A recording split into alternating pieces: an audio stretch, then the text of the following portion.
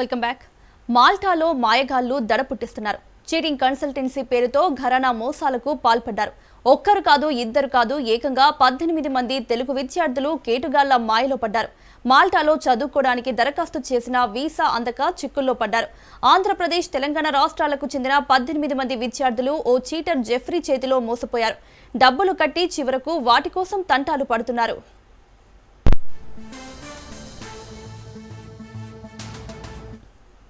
మాల్టాలో విద్యార్థులకు నివాస సదుపాయం కల్పిస్తానంటూ జెఫ్రీ అనే వ్యక్తి భారీగా డబ్బులు వసూలు చేశారు. ఒక్కొక్కరి నుంచి 4 లక్షల చొప్పున తీసుకున్నాడు. ఆయన మాటలు నమ్మి డబ్బులు చెల్లించిన విద్యార్థులకు నిరాశ మిగిలింది. వీసా రాకపోవడంతో రీఫండ్ అడిగారు స్టూడెంట్స్. అయితే తనకేం సంబంధం లేదన్నట్లుగా జెఫ్రీ హ్యాండ్ ఇచ్చాడు. దాదాపు 72 లక్షలు వసూలు చేసి చేతులెత్తేశాడు. ఆలస్యంగా మాల్టా చీటర్ విషయం వెలుగులోకి వచ్చింది.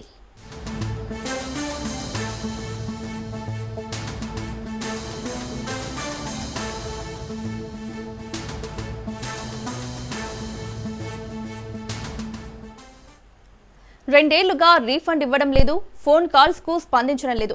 ఈమెయిల్స్ చేసిన జెఫ్రీ నుంచి ఎలాంటి సమాధానం రాలేదని విద్యార్థులు వాపోతున్నారు. జెఫ్రీ తీరుతో మాల్టా అధికారుల పర్యవేక్షణపై, అలాగే విదేశీ విద్యార్థులకు రక్షణ అందించే వ్యవస్థలపై అనేక సందేహాలు వ్యక్తమవుతున్నాయి. ఇదే సమయంలో ఇండియాలోని తల్లిదండ్రులు, ఎడ్యుకేషన్ గ్రూపులు జోక్యం చేసుకోవాలని విద్యార్థులు డిమాండ్ చేస్తున్నారు. తమకు న్యాయం చేయాలని మాల్టా హైకమిషన్తో పాటు యూరోపియన్ అధికారులను కోరుతున్నారు.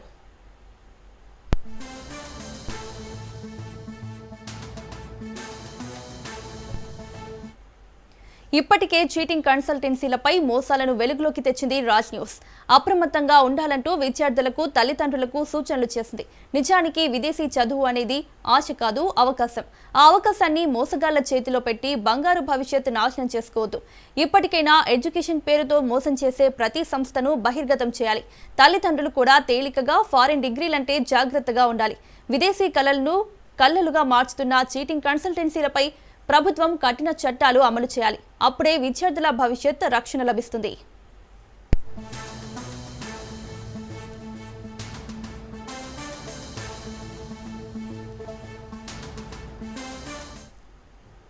ఇదే అంశానికి సంబంధించి మరింత సమాచారం మా ప్రతినిధి రమేష్ అందిస్తారు. రమేష్.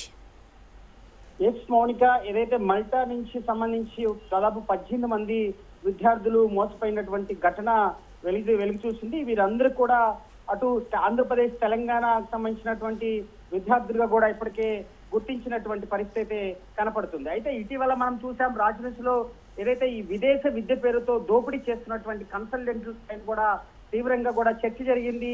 ఇదే అంశాన్ని రాష్ట్ర ప్రభుత్వం దృష్టికి కూడా తీసుకెళ్లినటువంటి సందర్భాలు ఉన్నాయి. అయితే ఈ నేపథ్యంలోనే ఏదైతే దీనికి సంబంధించి 18 మంది విద్యార్థులు మోసపోయారు. ఏదైతే మరి జెఫ్రీ అనే వ్యక్తి దాదాపు 4 నుంచి 4 లక్షల చొప్పున, దాదాపు 4 లక్షల చొప్పున కూడా వీరు విద్యార్థులు వాళ్ళ దగ్గర నుంచి వసూలు చేశారు. ఇప్పటి వరకు కూడా మరి ఏ ఒక్కరికి కూడా సమాధానం చెప్పనటువంటి పరిస్థితి కనపడుతుంది. అటు మెయిల్స్ ద్వారా, ఫోన్ ద్వారా సంప్రదించినప్పటికీ కూడా ఎక్కడ కూడా ఆయన జాడ తెలియనటువంటి పరిస్థితి కనపడుతుంది. దీనికి సంబంధించి కూడా అటు ప్రభుత్వం దృష్టికి, అటు పోలీస్ అధికారుల దృష్టికి తీసుకెళ్ళినప్పటికీ కూడా ఇంతవరకు కూడా మరి ఎలాంటి చలనం లేనటువంటి పరిస్థితి కనపడుతుంది. విదేశీ విద్య పేరుతో కూడా అనేక మోసాలు రాష్ట్రంలో, అటు తెలంగాణ, ఆంధ్రప్రదేశ్ లో జరుగుతూ ఉన్నాయి. వీటిపైన రాష్ట్ర ప్రభుత్వం ఒక కీలకమైన చట్టాన్ని తీసుకురావాల్సినటువంటి అవసరం ఉంది.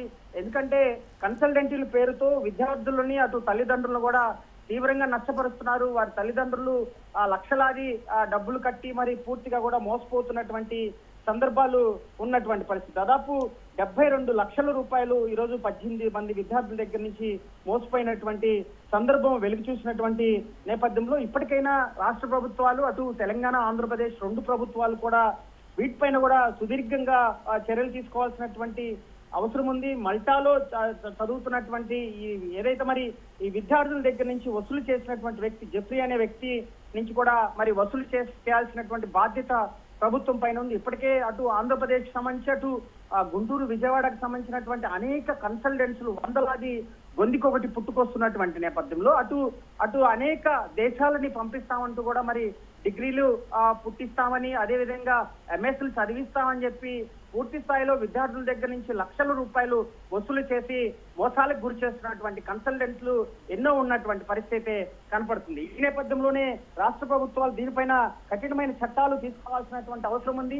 ఆ చట్టాలని ఉపయోగించాల్సినటువంటి బాధ్యత ఉంది. ఎందుకంటే ఖచ్చితంగా ఒకరిపైన చర్యలు తీసుకుంటే మరొకరు తప్పు చేయాలంటే కూడా భయపడే పరిస్థితి ఉండేటువంటి అవకాశం ఉంది. ఇటీవల విజయవాడ, గుంటూరు కేంద్రంగా కూడా అనేక విద్యాశాఖ అధికారులు దాడులు చేసినప్పటికీ కూడా చర్యలు మాత్రం శూన్యంలా కనిపిస్తున్నటువంటి పరిస్థితి ఉంది. అయితే చట్టాలని ఎక్కడా కూడా ఉపయోగించుకోకుండా తూతూ మంత్రంగా కూడా కేవలం దాడులు నిర్వహించి పూర్తిగా వదిలేస్తున్నటువంటి సందర్భాల్లోనే ఇప్పటికైనా ఏదైతే మరి ఈ విద్యార్థులు 18 మంది విద్యార్థులు మోసపోయినటువంటి నేపథ్యంలో ఖచ్చితంగా రాష్ట్ర ప్రభుత్వం అటు తెలంగాణ, ఆంధ్రప్రదేశ్ సంబంధించినటువంటి అనేక ఫిర్యాదులు వస్తున్నటువంటి నేపథ్యంలో ఈ ఫిర్యాదులు అందుకొని ఖచ్చితంగా అటు ఎడ్యుకేషన్ వ్యవస్థ అధికారులు పూర్తి స్థాయిలో కూడా మరి దీనిపైన దృష్టి సారించాల్సినటువంటి అవసరం ఉంది. ఏదైతే మరి మోసపోయినటువంటి విద్యార్థి తల్లిదండ్రులకు కూడా మరి తిరిగి డబ్బులు రిటర్న్ ఇప్పించాల్సినటువంటి బాధ్యత ఉంది. ఏదైతే జెఫ్రీ అనే వ్యక్తి దగ్గర నుంచి రికవరీ చేసి పూర్తి స్థాయిలో కూడా తల్లిదండ్రులు ఇప్పటికే మరి వారి దగ్గర నుంచి రిటర్న్ తీసుకోవాలని కూడా పోలీస్ అధికారులను విద్యాశాఖ సంబంధించినటువంటి అధికారుల్ని మరి సంప్రదించినప్పటికీ కూడా ఇంతవరకు కూడా వారికి న్యాయం జరిగినటువంటి పరిస్థితి అయితే కనపడుతుంది. ఏది ఏమైనా ఏదైతే విదేశీ విద్య పేరుతో జరుగుతున్నటువంటి తెలంగాణ, ఆంధ్రప్రదేశ్ సంబంధించినటువంటి ఈ దోపిడీ వ్యవస్థని అరికట్టాల్సినటువంటి బాధ్యత రాష్ట్ర ప్రభుత్వాల పైన ఉంది, అటు విద్యాశాఖ మంత్రుల పైన ఉంది, అదేవిధంగా విజిలెన్స్ పోలీస్ అధికారుల పైన కూడా ఉన్నటువంటి నేపథ్యంలో ఖచ్చితంగా ఆ దశగా మరి అటు ఆంధ్రప్రదేశ్ ప్రభుత్వం, తెలంగాణ ప్రభుత్వం మరి అడుగులు వేస్తుందా లేదో కూడా చూడాల్సినటువంటి బాధ్యత ఉంది. మౌనిక, రమేష్, అయితే ఈ స్టూడెంట్స్ ని మోసం చేసిన జెఫ్రీ అనే వ్యక్తిపై ఇంతవరకు ఎందుకు ఎలాంటి చర్యలు తీసుకోలేదు?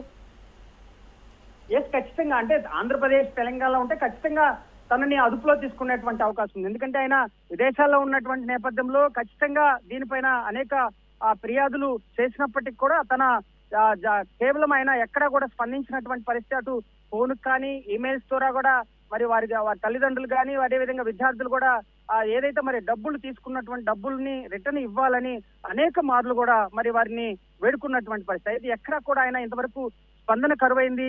అధికారులు దృష్టికి తీసుకెళ్ళినప్పటికీ కూడా మరి ఎక్కడా కూడా ఇంతవరకు చర్యలు తీసుకున్నటువంటి పరిస్థితి కనపడుతుంది. అయితే ఖచ్చితంగా మనం ఏదైతే మరి ఇంతవరకు కూడా అనేక కథనాలు మనం రాజు ద్వారా వేశాం. ఖచ్చితంగా తల్లిదండ్రులు, విద్యార్థులు మేలుకోవాల్సినటువంటి బాధ్యత ఉంది. ఎందుకంటే కన్సల్టెంట్ పేరుతో ముందస్తుగా కూడా అనేక చలానాల పేరుతో ఎంట్రన్స్ ఫీజు అని చెప్పి అదేవిధంగా కేవలం టూరిస్ట్ వీసా ఇచ్చి మరి విద్యార్థులను అక్కడికి విదేశాలకు పంపిస్తూ కూడా చాలా మంది మోసానికి గురవుతున్నటువంటి నేపథ్యంలో తల్లిదండ్రులు ఖచ్చితంగా మేలుకోవాల్సినటువంటి బాధ్యత. Right Ramesh, thank you.